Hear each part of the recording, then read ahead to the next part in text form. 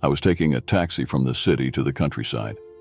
Although the driver was a bit older, our conversation turned friendly.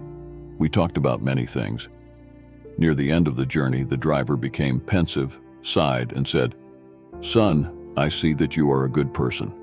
So I want to tell you about the biggest lesson I learned in life. I've never told this story to anyone, but I want to share it with you so that you don't repeat my mistake. When I was young, I moved from the countryside to the city for work. I had been in the city for about a year. In the neighborhood where I lived, everyone knew that a beautiful middle-aged woman, despite being married, was seeing other men. For several days, the devil tempted me to approach this woman. I knew how grave a sin it was to commit adultery with a married woman.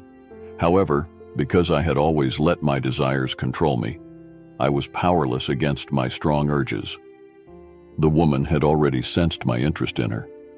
Finally, one day I found an excuse to go to her house and knocked on her door. She opened the door, and I stepped into the yard. Her revealing clothes attracted me even more. Seeing that I was looking at her intently, she smiled and understood my intentions. In short, after some conversations, she invited me inside, and I committed adultery with her. As I was preparing to leave, there was a knock on the door. Her husband had come home.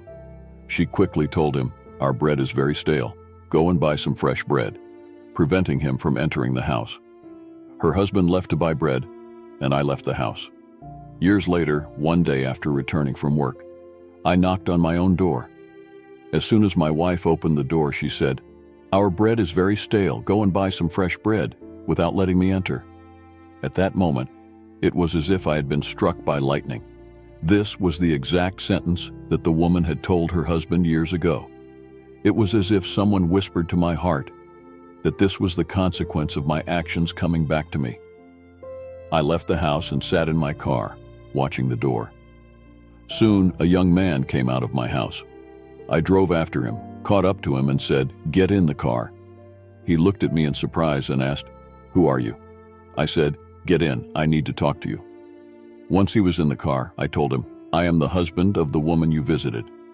As soon as he heard this, he began to tremble with fear. I said, "Don't be afraid. I don't have a problem with you. This is my own doing.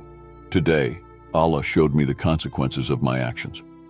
I explained everything that had happened to him in detail and told him to expect the same thing to happen to him someday.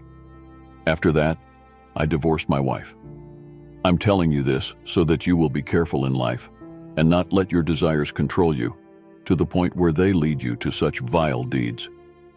Whoever does an atom's weight of good will see it, and whoever does an atom's weight of evil will see it.